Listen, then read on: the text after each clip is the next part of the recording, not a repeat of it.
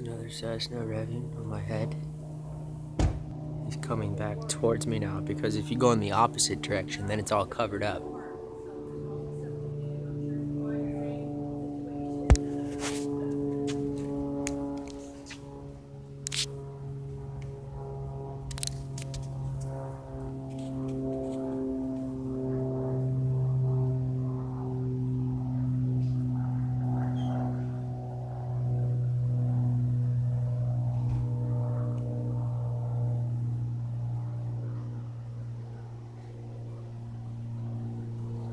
Supreme logic.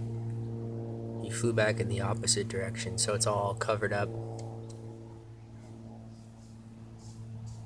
If one helicopter's bad, we'll fly 4, but we'll do it in the opposite direction.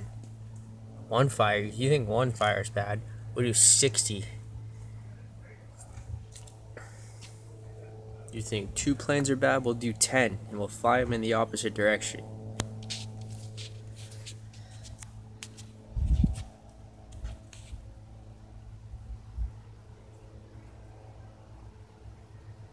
It's so fucking stupid.